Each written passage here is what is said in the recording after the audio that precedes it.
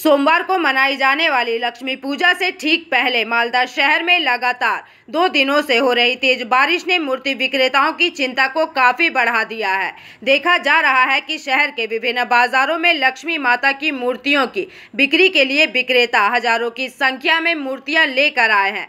कुछ विक्रेताओं के पास लगभग 1000 मूर्तियां तो कुछ के पास लगभग 500 मूर्तियां उपलब्ध है। लेकिन शुक्रवार की बारिश के बाद शनिवार की सुबह भी बारिश जारी रहने से बाजार में खरीदारों की कमी हो गई है और बिक्री लगभग ठप हो चुकी है। एवं विक्रेता इस बात को लेकर काफी चिंतित हैं कि बारिश की वजह से उनकी मूर्तियां भीगकर खराब हो सकती है।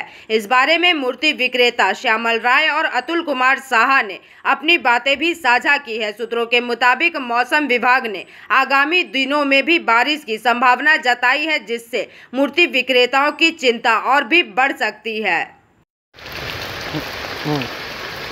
দুদিন ধরে বৃষ্টি পড়ছে, হ্যাঁ, প্রচুর মাল উঠিয়েছে, সোমবারে আছে তোমার লক্ষ্মী পূজা, প্রচুর মাল উঠে এখন কী করবো মাথায় চিন্তা করছে, গাছ কিনা নেই, কী করা যাবে। কতগুলো ঠাকুর উঠেছেন মোটামুটি? তাও তো 700 মতো ঠাকুর আছে।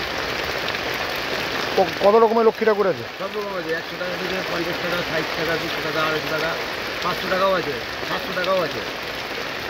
এখন কী ভাবছেন? কী ভাববো, আরও কিছু কমে তাদের চিন্তা ভাবনা করতে হবে।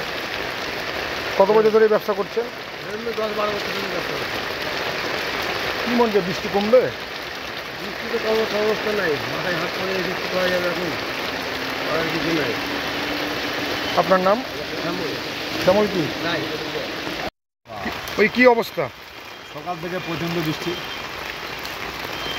কি বিক্রি করছেন? লক্ষ্মী ঠাকুর। কতটা মাল তুলেছেন? মাল 300 পিস। বেচাকেনা হচ্ছে? বেচাকেনা খুব কম। কেন? এই যে বৃষ্টির জন্য।